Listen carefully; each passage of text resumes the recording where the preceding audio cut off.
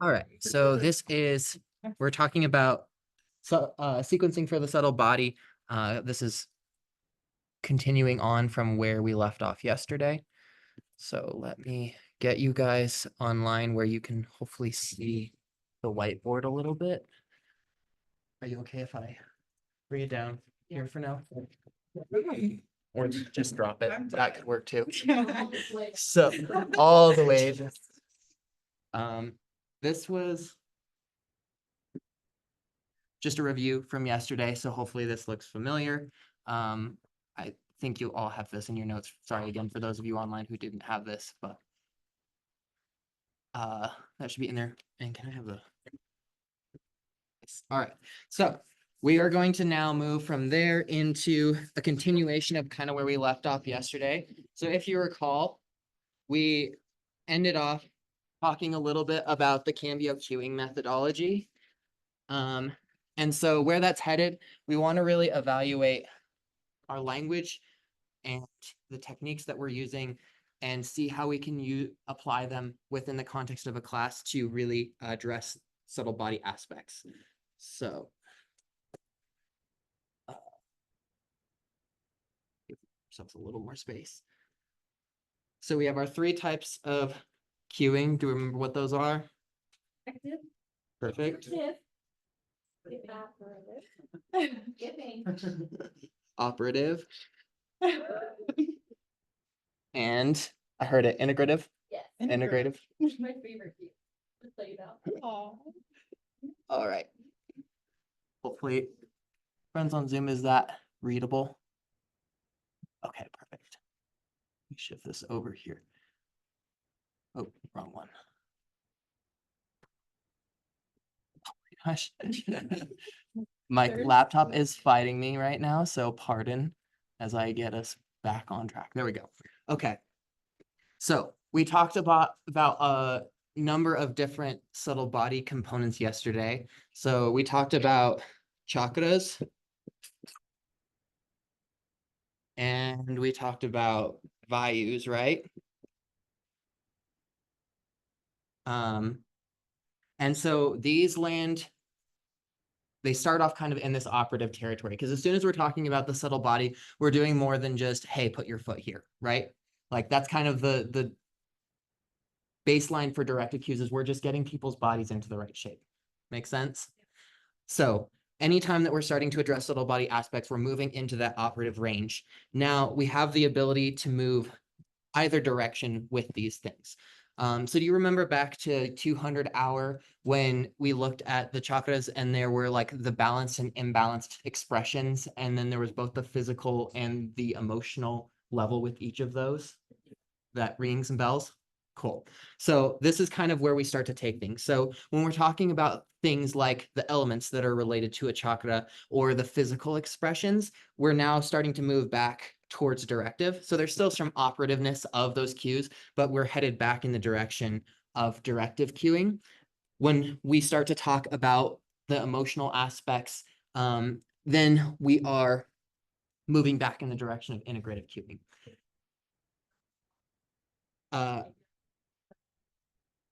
So this would be like physical expressions, and then also like the element, kind of the dense aspects of the chakra. I still don't know. This is your root. This is how you ground your feet. Yes. Like that. So if you're talking about, the root chakra, it would just be something of noting that, hey, the root chakra is associated with earth.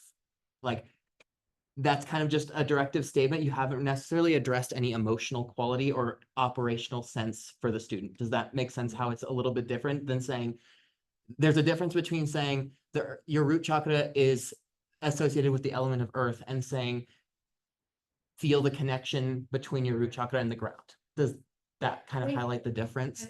But saying that your root chakra is an element of earth isn't a cue. Right. So I guess I should clarify too. We are looking at this within the realm of our cueing methodology, but we're going to broaden this because even though the name of this section is sequencing for the subtle body, we kind of want to expand. We're talking about the teaching. The goal here is that we create a teaching for our students that addresses the subtle body and that we can weave different elements together to arrive at a goal. So we're expanding beyond just pure cues or just thinking about it in terms of like sequencing. Does So- that? So sequencing and theming, you can say, working on our root chakra, which is where we connect to the earth. Mhm. Okay. But, and that statement of like where we connect to the earth, that's moving kind of, that's in this, hovering in this operative directive area, because we're talking about the element, the kind of dense aspect of it. But then if we start to talk more about how that represents our sense of groundedness, our sense of self, our ability to, be safe. Yeah, exactly. Then we've started pushing back into this integrative territory. How would that push back into directive?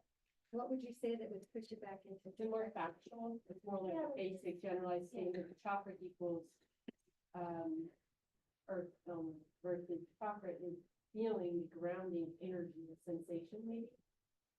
What does it say under the arrow towards integrative? So this is physical expressions or like the element. So these are like the dense aspects. The integrative side. We have emotional expressions. Yeah. And these are maybe more of like the subtle aspects of the chakra. Cool. Does that make sense? And does it make sense how we can kind of transfer? So like they start off here, they are an energetic aspect of the subtle body. And then we kind of either move them more into like physical denseness, and that takes us more towards directive cueing, or we can push them back into kind of that emotional or sensational state, and that takes us more towards integrative cueing. Does that make sense to everyone? Cool. So then values are similar, but in general, I guess you could just talk about what it is, but anytime you're talking about energy moving, you're mostly going to be headed back towards this direction. So when you can connect the value back to some sort of emotional expression or subtle sensation, that's where you're going to create this transition from just something that's purely operative into something that is really helping advance your theme and moving into that integrative territory. Yeah, Amy. Well, could you say a value is directed because upon it is down energy, that's factual, versus upon a, so your energy moving down, that could be more of an integrative. Yes, so definitely. You can go either way. I will say, I think there are fewer things you can say about the values that take them into that directive territory, just because like how much, I mean, there's plenty to say about the sensation of the values, but there's not a lot to say about the value. It's just a direction of energy movement. And so like there are a few concrete things you can say, but for the most part, if you're going to be talking about the values, you're going to be telling your students to experience the sensation of them, right? So for the most part, you're hovering in this more operative to integrative territory. Not to say that you can't shift over into directive, but in general, when you're talking about those, you're mostly going to be staying in these two. All right. Is that making sense, friends at home as well? Somewhat. We'll do some examples too later, looking at some actual cues. So hopefully that will help make this a little bit more concrete as well. But this is just kind of laying the groundwork. All right. So we have chakras, we have vayus, and then we have the doshas. So we talked, well, no, we didn't. We talked about them a little bit yesterday. Just a quick review. And we did a quick review. Yeah. In general, these are probably going to sit somewhere between operative and directive because again, they're about your physical constitution, right? So there may be sensational aspects that might stay hovering in that operative area, but as soon as we're talking about that, for the most part, you're in that directive territory. Make sense? Cool.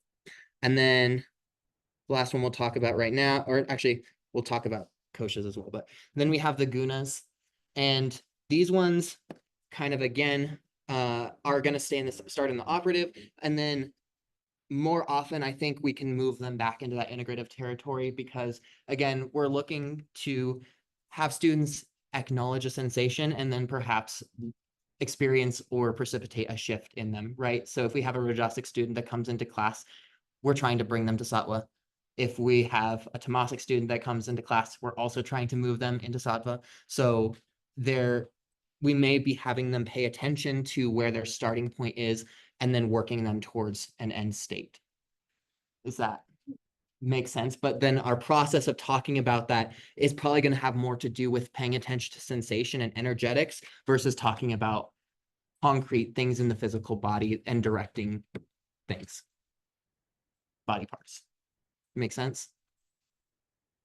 Little bit clear as mud. I'm getting some blank looks. The cloth is being dipped. Yes. Thank you. Yes, we'll cover this a couple of times here. So hopefully by the end of this session, you'll feel like, hey, I think I got a little bit of that. And there's really only a couple of important points to take from today. So there will be a lot of information that if like you have the capacity for it, great. If right now it's just getting a few key messages, we would just want you to get those things first. So last thing, we'll just briefly mention the koshas.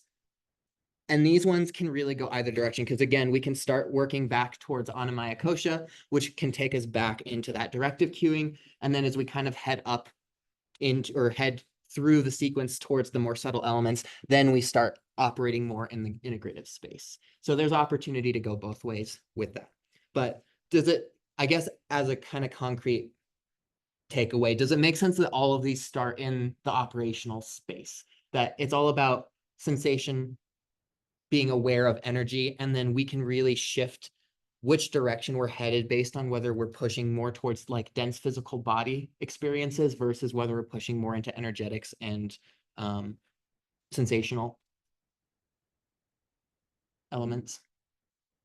Cool. That's the big takeaway from this part first. So, all right. I think the next part is gonna kind of like ease your mind on Yes. this because for like what you guys will do today, we're gonna give you more information on these ones. Because the doshas, the gunas, and the koshas, if you're already sequencing and planning your class in like a well-rounded perspective, these are gonna be addressed no matter what. So you don't have to worry about thinking like, oh, I have to tell somebody about Pitta dosha in my class because you're already purifying the doshas, you're already balancing the gunas, and you're addressing the koshas as long as you're planning well-rounded classes, which you all are doing. So those ones take care of themselves. And we'll explain why. And if this is like, you're like, what is going on here? Just know that like incorporating, if you're still working on like, I'm just asking my students to put their foot here and feel grounding in their feet, like you're already cueing well. Like taking it into the integrative aspect is like that can take months, years to like it to integrate those cues. So don't think you have to like in your intermediate teach out that you're going to do in like 20 minutes. Oh my gosh, now I have to talk about the subtle body too. It's just you can, but you're already doing it. And so when we think about the doshas, do you guys remember what Austin said? The goal of yoga and within the doshas is to do what? I may have asked that weird. No. I feel like Subtle. I know. I feel like there was one that was Physical, it's to balance them. there was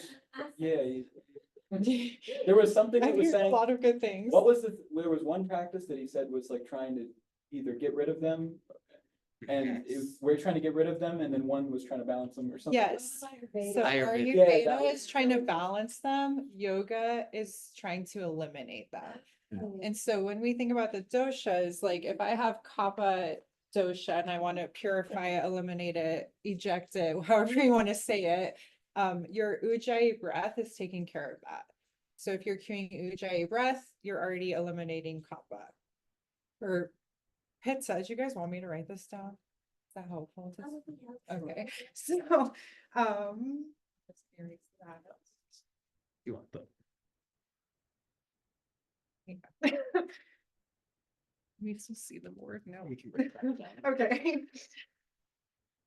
Okay, so for kapha, this is not. Just gonna. Okay, so kapha is taken care of with ujjayi.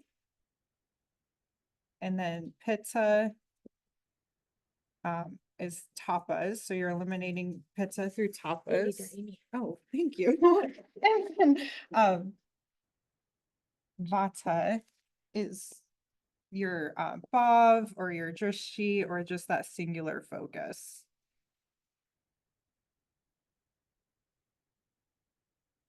So all of these are already incorporated into your classes, and that's what's going to eliminate the doshas within your yoga class. Do you want to do gunas? Sure. Okay. Cool. Does that make sense? That, can you take some solace in that the doshas are handled? Like, does everyone believe that at this point? Yes. Yeah. Can I just ask a quick question? When it says like yoga eliminates the doshas, does that mean we just want to get to the sattvic state? So it's not that we're trying to eliminate them, like label them as bad or good. We're just trying to get to a neutral state. Am I understanding that correctly? Well, so remember that yoga is this process of involution. So we have a physical body, and the doshas are about our physical constitution. Our goal through yoga is to unwind so that ultimately we leave behind those layers, and those layers don't necessarily affect us. So in essence, we are eliminating the ability of the doshas to actually manifest changes on us or have an effect on us. Like That right clears it now, oops, sorry, go ahead. No, I said that provides clarity. Thank you. Cool. Yeah, the doshas are physical elements, but they have an effect on how we interact with the world. And our goal through yoga is to eliminate their ability to actually affect us. Okay. Kind of all those lines that we talk about in the sutras and the Gita of like the same through effort and ease, pain and comfort. Like that's kind of what we're addressing with this. Is it because like they mask our true selves? Is that a way of looking at it? Yes, they can be a mask for what is truly you. And It's like living in prakriti yeah, rather than kind of like the sutras. Okay, yeah. they keep you stuck in the denser levels and make you less able to unwind into the higher states. Cool. And so then talking about the gunas. So you have a Rajasic student that walks into the classroom. What do you give them? Because, okay, if our goal is sattva, what are you going to do? What would you give them to balance out the rajas? Slower. So yeah, sticking within the realm of the gunas, I do like that, but like thinking just about the gunas. So we hear tamasic practices, or like more of a tamasic practice. Yes. Yes, So that's the nail actually, on the head. yes, thank you for saying that. Because first we give them more rajas. They're not give them more rajas because they are not prepared to enter to accept tamas in order to get them back to that equilibrium point, as long as they're starting in that rajasic state. So we're going to give them more rajas. We're going to, how did Austin put it, run the monkey or yeah, It was something like that. We are going run the Yeah, run puppy. the Thank you. puppy, yes. I think I was, conflating two different phrases there. So we're gonna run the puppy up until the point where they hit that end point, and then okay, now we're ready. We can slow down. We can start to work into some of those more tamasic practices and bring it back. But like the real primary tool that we have for bringing them into that tamasic state where they are not, or towards tamas, without making it something that they're going to be like rebellious against, is by practicing with the breath. So we're going to use the breath to start to slow down the energy, and that concentration on the breath and the slowing of the breath will naturally bring them back into a more balanced state where the rajas and tamas can now find an equilibrium. And do you remember Austin's diagram in 200 Hour of like, we have rajas and tamas at either ends of the triangle, and sattva is not just in the middle, it's like middle and elevated. So first, though, we have to get this seesaw balanced. And then once we've got it balanced, which is what we're talking about with the breath, they're in the center. Now we have the opportunity through bhav and the other things we've cultivated in the practice to take them and elevate them up to sattva. Does that make sense? And does it feel like you're already doing this? Like when we teach a vinyasa class, what do? Yes, we do sun A, sun B, some other movement, and then we wind up. So we're doing this, right? Already. Yes. So we're giving them some rajas. We give them that initial bit to run the puppy. And then we have the ability and the time to then bring them back down and then get them hopefully to this end state where they're prepared for sattva. All right, cool. What about a tamasic person? They walk into your room, what do you give them? The same, no, I think the same applies. Wouldn't you give them Rajas? You gotta build heat like a Tamasic person. Yeah, so someone who like they struggle to just get off the couch and get to yoga class, and you're like, okay, now give me side. Yeah, like how are they going to reply to that? Same people. Wow. Yeah, I mean, you don't get to pick who's showing up to your classes, so we have to design both our sequences and also the way that we cue so that we can address both. Well, it seems like a person coming in who's Tamasic, you're starting them in child's pose, and you're starting them breathing and that kind of stuff. So and then you start with integration. So they have a bit of time to start to warm up, and then you have to build the Rajas. And I think it would be by offering options, like different that's what I would think. Your Yeah, Rajasic person's gonna be doing a full crescent lunge, and your Tamasic person's gonna be down on one knee in their crescent lunge, for example. Yeah, I definitely think that is a great way, and offering options gives you more flexibility in addressing them. But I think you have an even more powerful tool. But the way you described it is the way that we want to go. We give them a little bit of tamas so that they're not stepping in from that tamasic state right into rajas, and then we start to increase the energy and build the rajas. And our primary tool, once again, is the breath. By paying attention to the breath, creating that rhythmic strength, increasing the pace with which we do that, we can give them this gradual ramp up from tamas into rajas so that they become balanced. And then our goal is to hold them at that steady state up until the point where we're ready at the end to find sattva, because it's also possible that we ramp them up too much and then they're exhausted and then they shoot right back down into tamas. So we also have to have this point where we find balance for a little while until we get them to the end. But you were right on track though, with like, we start them with tamas, we start to build them up, we get them up that upslope until their energy is at kind of the level that we need it to be, and then we sustain them through until we're ready to reach the next level. Is this making sense?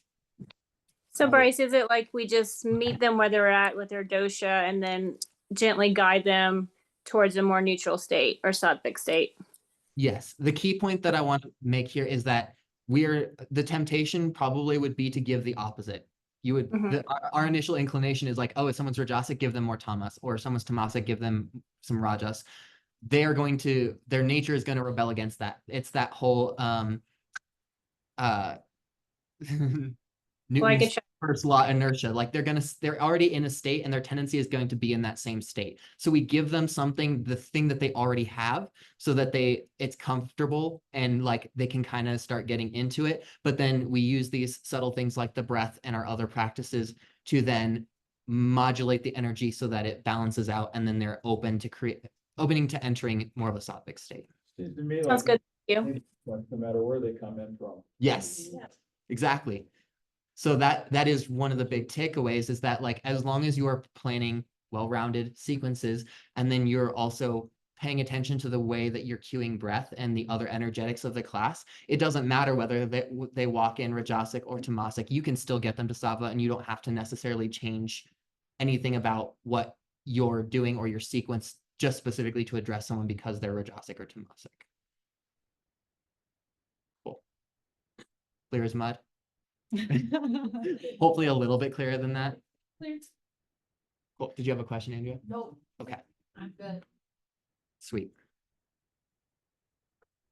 And that could be for like the general feeling of your class. Like if you walk into your class and like everybody's talking and buzzing, then you might want to start them with a little bit more movement. Whereas like the temptation would be, oh my gosh, everybody's loud. Let's hold you in child pose, 5 breaths or whatever. But like we said, you're doing all it anyway.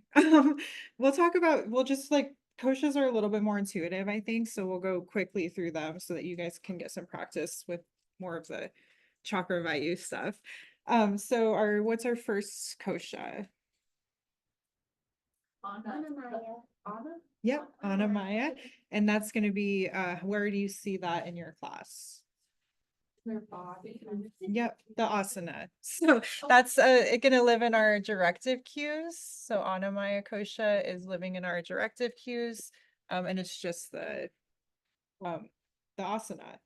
What about prana? Or, yep, I just said it. What's the second one? Yeah. So that's gonna go in all three. And then where are you seeing that in a yoga class? Pranamaya kosha. With the breath. With the breath, Mm. yes, exactly. So we're not doing pranayama with the breath, but we are cueing breath, and you can kind of move it more into integrative or operative by doing intentional breaths, talking about the depth or the pace of the breath, chanting when everybody pauses in down dog and you unify the breath as a class. These are all ways that you're addressing pranamaya kosha. Am I going too fast? Okay, next one. Manamaya. So where do you see this in a class? Theme. Who said that? Yes, theme, Sankalpa, Drishti, Bandhas. Bandhas are going to be all of the koshas. And chanting is also all of the koshas. So chanting, theming, Sankalpa, Drishti. Do you have anything to add? Like meditation, maybe? Yep. Mhm. Yep, a little bit of guided meditation. I think we hit the big ones. We did. Would be across all of them then too, potentially? Mhm. It's, I think it's more operative and integrative, but I mean, you can say, look here, and you're addressing Manamaya, like Yeah. look at the top of your mat. So yeah. All right, next one. Remember?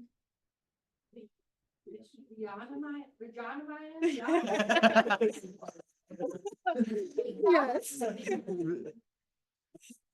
I actually, it's Vyanamaya, right? Yeah. Yeah. Yeah. Alright. And this one, where do you, this one's a little bit more tricky because it's mostly gonna live in the integrative space. So where could we see this in a yoga class? Well, gazing up and in, Mm-hmm. third eye, Yep. reflection. Reflection, yes, that's a huge one. It would be the theme. It could be your theme, yes. I really like how Amy said reflection because you can give this to your students by giving them like opportunity to fail. So like kind of giving them a posture or something like close your eyes and tree. And then seeing like if you fall out, like giving them just those spaces to fail to give them a sense of detachment. Also tapping into their sense of fear or aversion, like inversions. Inversions are going to work to address this kosha, and then or like holding plank for 10 breaths. That's an aversion. Like nobody wants to do that. So as soon as you tell your students that, you're tapping into that kosha as well. Awesome job. You guys are see you're already doing it. And then the last kosha, And Anandamaya kosha. And this one, you're not cueing. These are actually how did he say it yesterday? Like self-realized, Self-realizations. self-realizations. And so, where do you see this in class? Shavasana, Shavasana. Yes. Ding, ding, ding. Yes. that's where I have all mine. As you should. Yes, as you should. Cool. also, Douglas said, but couldn't it also be like telling someone maybe has an emotional reaction, like Yeah, like, not in Shavasana? yep. Mhm. Like when you like camel, that'll happen a lot. Somebody has a very like something come up in camel. If you've ever had just that like spontaneous joy that happens in your practice. Or crying. Yeah, absolutely. Joy is not necessarily happy. That's the thing to clarify. Yeah. So, joy is multifaceted and coexists with a bunch of other emotions. So, yeah, that's a longer conversation. Like, oh, I did my workshop my whole workshop last year was on that. So, Wow, cool. all right. Cool. So let's give you some concrete examples. So we're going to work through one together. Do you want to? Yeah. Okay. So one of the things that we're gonna have you do here in just a minute, thinking about your own sequences, you'll get together in partners, is you're gonna pick a chakra and or a vayu. So you can pick one or the other, or you can pick one of each. And then we're gonna look at some different cues that will apply to your sequences. And then you're gonna take those cues and see how you can modify them or inflect them in such a way that they are cueing to the subtle body. But we're gonna practice this a little bit. So our example that we're gonna work with, we're gonna start with the pose is airplane pose. And then we're talking about our theme for our class is grounding. So we're gonna connect this then to the first chakra, the root chakra. And I think for this one, we'll just start there. So like, first off, what are some adjectives that we might use thinking about the root chakra? Grounded. Grounded. Safety. Rooted. Fear. Yeah, I want to visualize roots going to the center of the earth. Yes, okay. Cool. So now we're starting to move towards some cueing. So thinking about the pose of airplane, how can we take some of those? They may not always be adjectives, but adjectives are a good place to start. If we can think of the things that describe the subtle body element that we're working with, and then we're take a look at the pose that we're specifically cueing for, and then we're going to try and find either the places where they align or the places where they are conflicting. So we either want to find complementation or places where that conflict can actually create a different perception in the pose. So airplane pose, this is a balancing posture. So in some ways, this is kind of conflicting with this idea of groundedness, right? So we're acknowledging that there's a conflict, but then how can we still create an experience of grounding and associate it with the root chakra in this pose that is kind of the opposite of groundedness? What are some things that we might say? Root to rise. Root to rise. Would be your flying, like a bird. Flying. Flying would still be us moving in towards ungroundedness, because then flight is us taking off, right? No, I love what Andrea just said before about like, feel like you have roots growing down into the earth, so your supporting leg, you could say something like that, like, you know, feel free to bend in your supporting leg if needed, and just imagine that you're grounding in and the roots are going down to the center of the earth. Yes. To help support you. So what areas of the body are we cueing to perhaps to create that focus? Feet. The feet, the legs, the thighs, Mm-hmm. even like your glutes and your core, you're cueing to for something like that. Good. See, you guys can do this. You just did it. You did it. And you don't even ever have to say that you're talking about the root chakra. Like you don't even have to explicitly say that. The key things to think about here is like, what is the posture trying to teach us? And then how is your theme being incorporated? All right. Do you guys want to do another one? Yeah. Okay. Wait, do you pick each chakra, or did you guys just randomly pick a chakra that was conflicting? Yes. On purpose? Just to make it Yes. fit? This is for an Yes. example. Yes. That's exactly what we did. Now, do you normally pick like the root chakra with airplane? Well, okay, so think about this in the scope of your sequence. You may be teaching a sequence and your theme may be grounding, but we need to have balancing in there. So you pick airplane pose. How can you still represent that theme of grounding, even though you're incorporating poses that maybe don't necessarily like, this whole book that we looked at a little bit yesterday would probably say, hey, airplane has nothing to do with grounding. Again, our point is to say, okay, how can we still create that sensation, create that bob that connects us to that subtle element, even in we're not necessarily addressing it. So your whole connection here is based on whatever adjective or word you use to describe what you're trying to do. Yep. Mhm.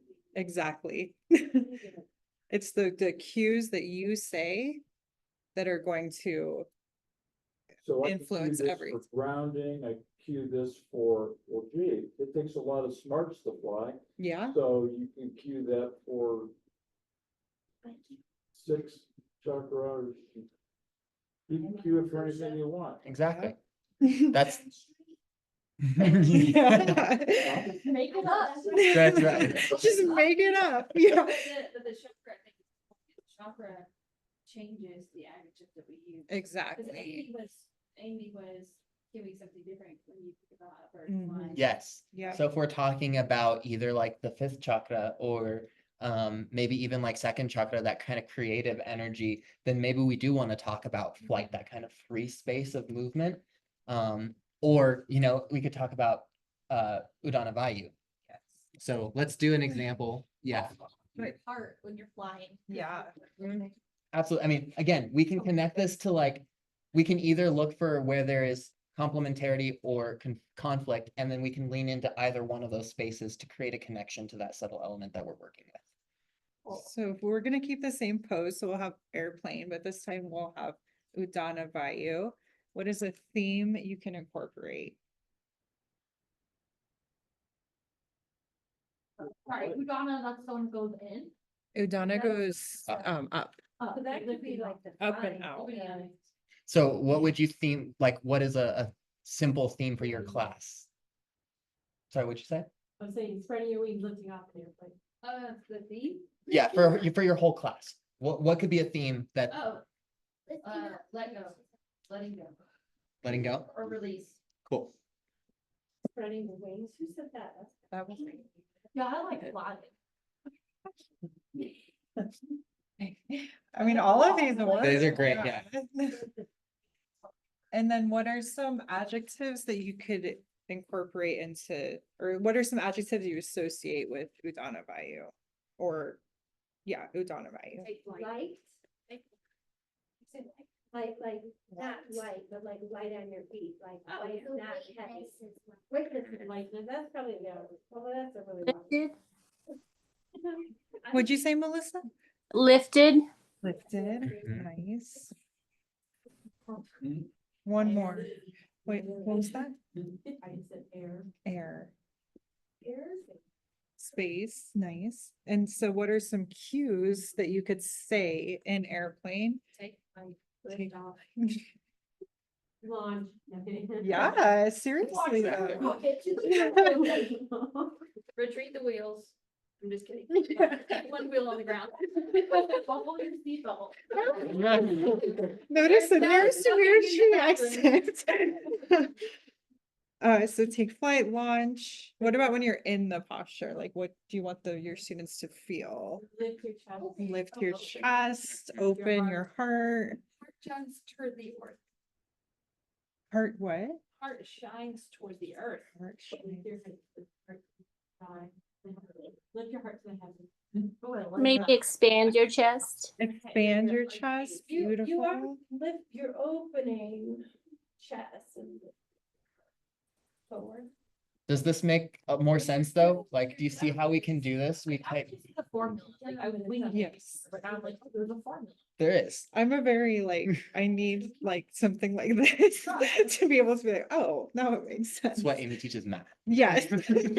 And Bryce is an engineer, so Yes, so we if both. the formula doesn't make sense to you, I'm sorry. Yeah. You needed Austin here. Do you do this for every pose? What was that, Lori? Do you do this for every pose? I mean, you can, that would be a lot, but I would say like what we're gonna challenge you to do, and you're not gonna have very much time, but you're gonna take your specifically for their intermediate. Yeah, so for your intermediate, and let's maybe just do one or two because of the time. You'll pick one or two. Expect us to do this, do you? Yes. Yes, you're gonna pick one or two cues for your intermediate posture in your intermediate sequence. And then you are going to like, it's a cue that you already know that you would use. And then you're gonna take it, you're going to pick either a Vayu or a chakra. And then you're going to kind of do this process of like, look at what are some of the adjectives that you associate with that subtle element, and then figure out how you can adapt that cue to address that subtle body element. Does that make sense? start with the cue we already would have been used. Yes. Yes. Then get more settled. Yes. So Hannah asked, start with the cue that you're already using and then make it more integrative or associated with the subtle body. And Lori, kind of to clarify your question, if you are having this is kind of your peak posture, I would say, so like your intermediate posture, but you can incorporate some of the same cues into any back, like if we were doing specifically airplane, you can incorporate these cues in any back bend, and repeating them is just going to more reinforce your theme. Is that helpful? So you wouldn't do it for every posture, but with those postures that you're kind of like mimicking or use prepping, you can say these cues, and the more you say them, the more it's going to reinforce your theme and the subtle body. Cool. Let's quickly get into pairs, and each of you pick a cue, and then you'll just talk through this process with each other. 5 minutes. Yeah, 5 Okay. minutes. And we can cue like, with your arms. Yep. That's a cue, and then you look at your feet posture. Peak posture and pick a subtle body element, either a vayu or a chakra, and then try to adapt that cue so that you're addressing the subtle body with it. We have to teach this. Alright. Yeah. Yeah, just turn to the person next to you. Friends online, if you three want to just work together. I really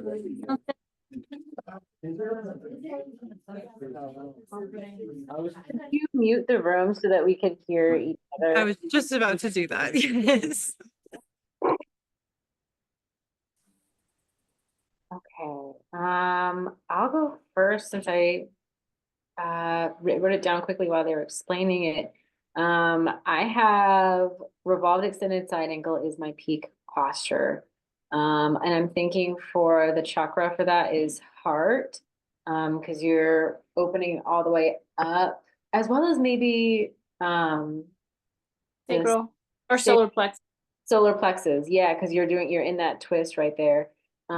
So in terms of tapping into the heart chakra, I think for more integrative cue, it could be shine heart towards the ceiling, or it could be directive and like opening your shoulders. Okay, for the more physical expression of my ceiling. And then yeah, for the vayu for that, I was still stuck on which vayu it was for revolved extended side angle. I wasn't sure if it would be Uddiyana, the upward and outward one, or I think that would be what it is. That's the only one that's coming to mind for me for that pose. But the theme would be like flow, and so my adjectives are like let go, like reach, harness the energy from the ground to flow. Yeah, that's all I got.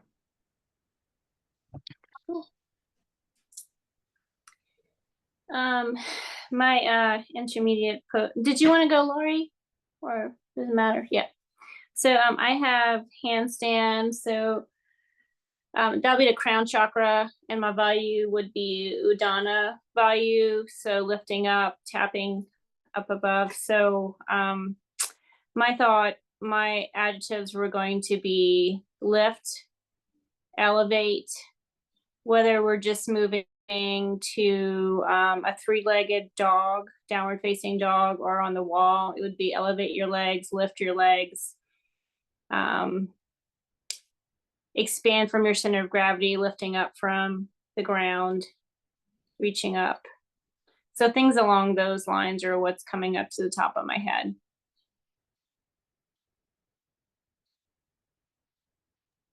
My peak pose was shoulder stand, and the chakra is the throat, because you kind of do by the time you're upside down, you're doing kind of a throat lock, kind of like when we do bridge. It's somewhat of a lock there. And I had struggled with this because I thought about it when I was planning it, but I think it's still Uddiyana, even though it's upside down, because you're still reaching, but it's just that your feet are reaching up. And so I'm going to ask if that's if that was correct, because I didn't know for sure. And adjectives, I think, would be lengthen, engage, like thighs and glutes and core, and lift. You're lifting up, and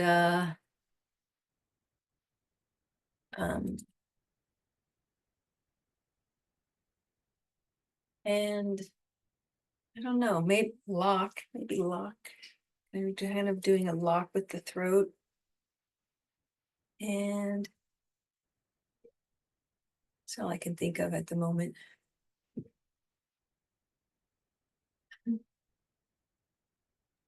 think those work. I feel like I wasn't really understanding this until they started listing examples and I was like, oh, okay, like things we're already kind of doing anyways a little bit. Yeah. Tricking. Maybe we're complicating it in our head, making it to be something way more than it really is, you know? Yeah, it's like seeing the concept written down versus or like already applying it. Yeah. And I don't always carry those adjectives through.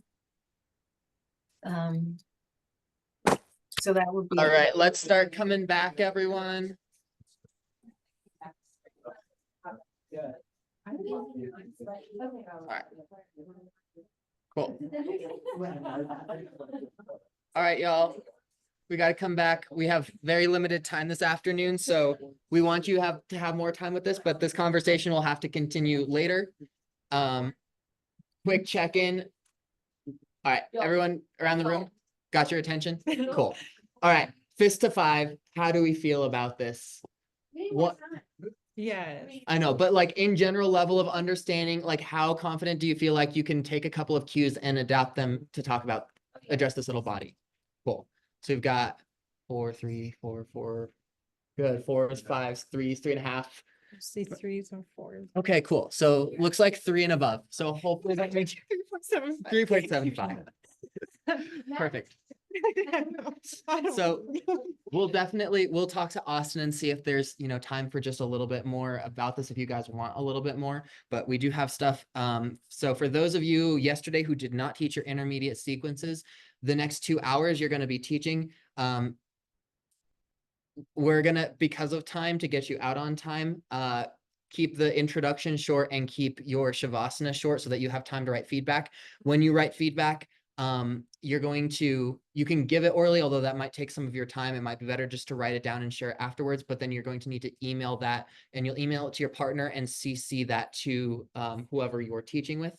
And then for those of you who already taught yesterday, just go back with the same partner, and then you will get to work on practice teaching. You get to split the time evenly, that whatever we have left, you can work on your beginner sequence, your advanced sequence.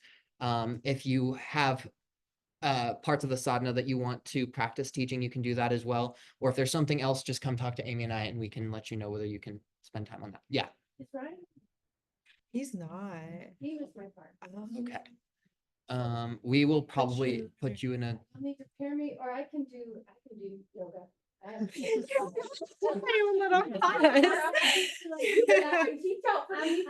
to see someone's like body for TTAC too. Cool. Oh. Let's I get. think we could even teach out people. Yeah, Is everybody so- who didn't teach out yesterday, are you all ready? Okay. I'm gonna be. Okay, that's good. That's right where you want to be. So it's Sebastian, Andrea, and Kathy and Melissa. Okay, and are you on Zoom? Oh, okay, cool. And then, Kara and Tim. okay, cool. So are you guys good to get set up and get started on that then?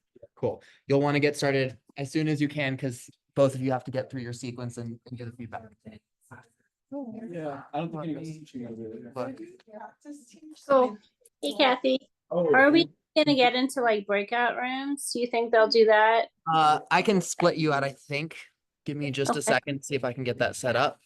Thank you, Bryce. Yeah, absolutely. All right.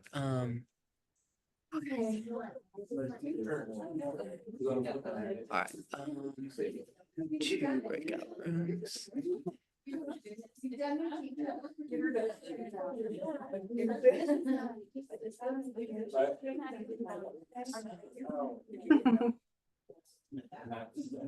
All right.